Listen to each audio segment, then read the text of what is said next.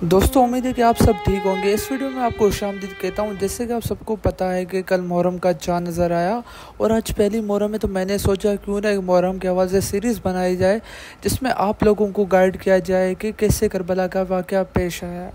दोस्तों हमारे नबी हज़रत मोहम्मद सल्लल्लाहु अलैहि वसल्लम का 11 हिजरी में इंतकाल हुआ और करबला का वाक़या 61 हिजरी में पेश आया।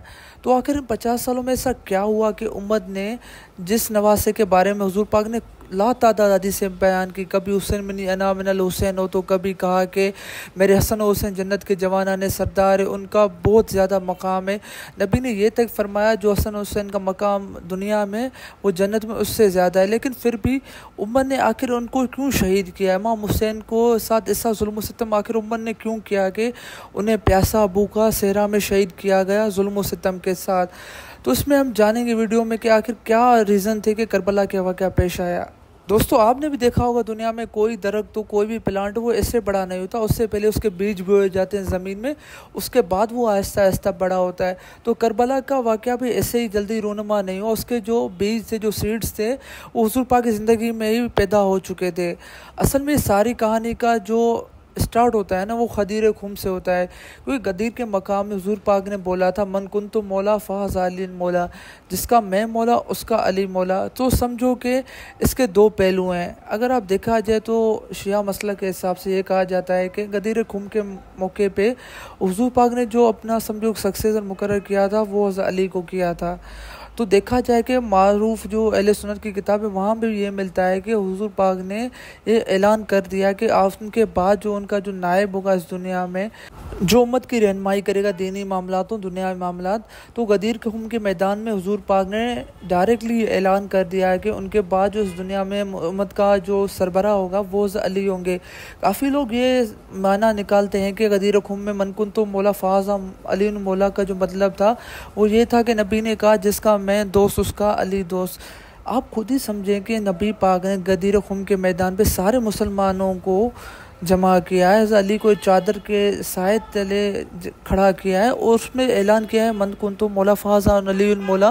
तो उसका मतलब ये कैसे होगा कि उन्होंने ऐलान किया है कि जिसका मैं दोस्त उसका अली दोस्त, ऐसा मतलब निकालते हैं लोग।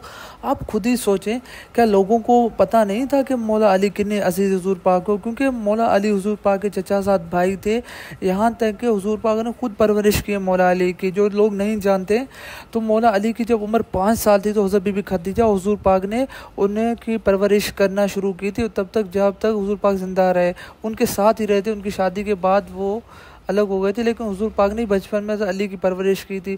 तो हुजूर पाक को क्या ज़रूरत थी कि सारे लोगों जमा करने, खाली ये कहने की जिसका मैं दोस्त उसका अली दोस्त? तो हुजूर पाक ने यही ऐलान किया था कि जिसका मैं मौला उसका अली मौला। लाइक हुजूर पाक ने अपना सक्सेसर मुकर किया था मौला अली को। अब मरूफ दीनी किताबें देखें, उनमें भी यही मतलब मिलता है कि Ali was appointed successor of prophet Muhammad. लेकिन वो बात काफ़ी लोगों से हज़म नहीं होती। गदीर खुम का वाक़या ज़ुलहज में पेश आता है और सफ़र के महीने में 28 तारीख हुजूर पाक का इंतकाल हो जाता है। तो हुजूर पाक के इंतकाल के बाद जो उनके क्लोज रिलेटिव्स थे, अली हो गया, अब्दुल्ला इब्न अब्बास और बाकी जो बनु हाशिम के लोग थे, वो उनका जनाजा तैयार कर रहे थे। तो अंसार मदीना थे, वो बनु सैयदा कबीले के जो एक गार्डन था सकीफ़ा का, वहाँ पे वो जमा होते हैं। आपको बताता चलो अंसार मदीना वो लोग थे जो असल में मदीने के रहायशी थे, क्योंकि हुजूर पाक जो बाकी उनके साथ लोग आए थे वो महाजर कहा जाते हैं क्योंकि उन्होंने हिजरत की थी। तो बात यह है कि वो बनु सैयदा कबीले के जो लोग होते हैं अंसार, वो सारे वो सकीफ़ा के मकाम पे जमा होते हैं। वहाँ पे वो अपनी मीटिंग करते हैं। वहाँ पे वो कहते हैं साद इब्न उबैदा जो बनी खज़रज कबीले के सरबराह थे, वो कहते हैं कि उन्हें नया सरबराह बनाया जाए उम्मत मुसलमान का। लेकिन उस बात की जब खबर पड़ती है हज़रत अबू बकर उमर को, वो भी इस मीटिंग में आते हैं। उनके हमरा उनके कुछ गुलाम वगैरह होते हैं। उस मीटिंग में खाली 2-3 और थे महाजर, अबू बकर उमर उनके साथ जो लोग थे वह खाली वो थे, बाकी सारे अंसार थे। तो फिर वो कहते हैं उमर या हज़रत साद बिन उबैदा जो होता है उनमें से कहते हैं किसी दोनों में से कोई एक को सरबराह बनाया जाए। तारीख में रिसर्चर ने यह भी लिखा है, चाहे मुस्लिम हो या बाकी मज़हब के, उन्होंने ये भी लिखा है कि अंसार मदीना ने इसलिए जल्दी मीटिंग बुलाई हुजूर पाक के वफ़ात के बाद क्योंकि उन्हें डर था कि कहीं कुरैश कबीले का कोई फिर से सरबराह ना आ जाए। वो चाहते थे कि मदीने में उनकी डोमिनेंस हो, क्योंकि वो मदीने के रहायशी थे, तो वो नहीं चाहते थे कोई और आकर उन पर कंट्रोल करे। तो इसलिए उन्होंने जल्दी वो मीटिंग बुलाई थी। बाद में ये तय होता है कि वो अबू बकर बेगरी करते हैं कि उसे बनाया जाए उम्मत मुस्लिम का सरबराह। उस सारी मीटिंग में कोई भी कुरैश कबीले का अफराद शामिल नहीं था, क्योंकि वो उन्हें पता था कि कुरैश कबीले की सपोर्ट हज़रत अली के हक़ में की थी, क्योंकि हज़रत अली मोस्ट क्वालिफाइड कैंडिडेट है। क्योंकि गदीर ख़ुम में हुज़ूर पाक ने खुद ऐलान किया था हज़रत अली कुरैश कबीले के पार्ट थे और नबी भी खुद कुरैश कबीले के थे, तो इसलिए उनको डर था कि कुरैश कबीले वाले अगर मीटिंग में होते तो हज़रत अली के हक़ में फ़ैसला आता। सारा कुरैश कबीला, सारे मुहाजिरीन मदीना और काफ़ी अंसार मदीना के लोग भी हज़रत अली के हक़ में थे। यहाँ तक कि अब्दुल शम्स कबीला, जो कि समझो कुरैश कबीले का एक पार्ट था, जिनके काफ़ी तकरार थे बनु हाशिम के साथ, उसके जो सरबराह थे अबू सुफियान, उन्होंने भी हज़रत अली को समझ के हिमायत की और कहा कि अगर वो चाहते हैं तो वो उनके हक़ में जा सकते हैं, उन्हें खिलाफत दिला सकते हैं। तो समझो कि अंसार मदीना, मुहाजिर मदीना और समझो कि अब्दुल शम्स किलेन की भी जो सपोर्ट थी वो अली के हक़ में थी। अगर वो चाहते तो उन्हें खिलाफत मिल सकती थी। अगर वो बात शोरा में जाती, लाइक शोरा एक कोर्ट होती है, जैसे पुराने ज़माने में अरबिक में शोरा कहा जाता है, अगर वहाँ भी बात जाती तो फॉर्मली तो अली को ही खिलाफत मिलती। हज़रत अली ने एग्री तो नहीं किया शुरू में, लेकिन काफ़ी अरसे के बाद उम्मत मुस्लिमा के इत्तेहाद के लिए हज़रत अली ने एग्री किया हज़रत अबू बकर की खिलाफत पे।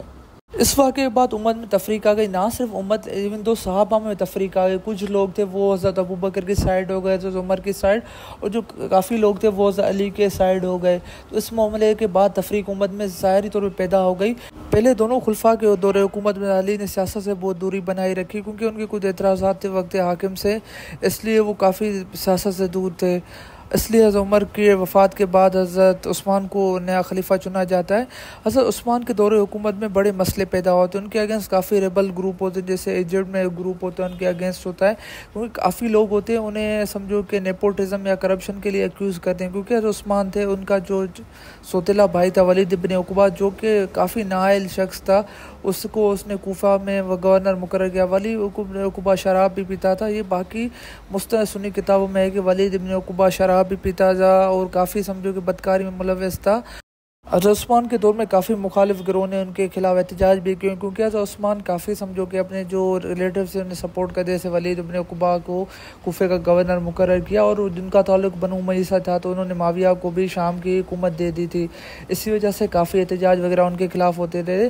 बीच में हज़रत अली ने बाल टालने की कोशिश की, एक मतलब सुलह भी करवाए, फिर भी बार बार वही मिस्टेक होने के बाद अली भी साइड हो गए।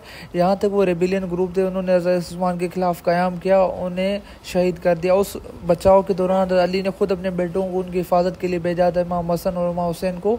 उस हिफाजत के दौरान इमाम हसन भी कुछ ज़ख्मी हो गए थे। हज़रत उस्मान की शहादत के बाद अंसार मदीना, कुरैश कबीले और दीगर जो ज़्यादातर मेजॉरिटी थी मुस्लिम कम्युनिटी की, वो हज़रत अली के हक़ में देती, हज़रत अली खलीफा बन जाते हैं। हज़रत अली के दौर हुकूमत में ये था, हज़रत अली का जो मेजॉरिटी फोकस था वो था जस्टिस, अदल, इंसाफ। वो समझो कि करप्शन और सब चीज़ों के ख़िलाफ़ थे, इसलिए उन्होंने जो जो करप्ट गवर्नर थे उनको सबको रिमूव किया। जैसे माविया को भी शाम की हुकूमत से दस्तबरदार कर दिया। तारीख में लिखा जाता था अली का दौर उमर काफ़ी सख्त, अदल इंसाफ के मामले में किसी को कोई राय नहीं दी जाती थी, इसलिए काफ़ी जो करप्ट लीडर्स थे या गिरोह थे वो अली के मुखालिफ हो गए। जैसे कि माविया, उन्होंने ये बात की कि उन्हें उस्मान के कत्ल का कसास चाहिए। हज़रत अली ने इनकार कर दिया कसास, क्योंकि वो मुसलमानों के दरमियान जंग नहीं चाहते थे, इसलिए एक गिरोह अली के मुखालिफ हो गया। उनके साथ जंग जमल के बारे में गूगल कर सकते, जिसमें अली को कामयाबी हासिल हुई। उसके एक साल बाद जंग सिफ़ीन होती है, माविया और अली के दरमियान होती है, जिसमें मालिक केशतर अली के समेत उस माविया के खेमा गाह तक पहुँच जाते हैं, उसका घेराव कर लेते हैं, लेकिन वो बाद में सहीफ़े वो बुलंद करते हैं नेज़ों पर, जिसके बाद अली उन्हें माफ़ कर देते हैं और उस जंग में कोई विनर नहीं होता। उसके बाद एक ख्वारिज गिरोह होता है जो अली का मुखालिफ बन जाता, जो कि जंग सिफ़ीन में अली के साथ था। उसके साथ अली की जंग नहरवान होती है, जिसमें अली को कामयाबी हासिल होती है। बाद में एक ख्वारिजी होता है जो अली को कत्ल करता है, अपने मुलजिम अली को शहीद करता है, उन्हें ज़रब लगाते मस्जिद कूफा में, और अली की 21 रमज़ान को शहादत हो जाती है। दोस्तों, मेरी करबला की सीरीज़ का पहला पार्ट यही तक था। मिलते हैं अगले पार्ट में, तब तक आप मेरे यूट्यूब चैनल को सब्सक्राइब करें। मिलते हैं अगले पार्ट में। अल्लाह हाफ़िज़।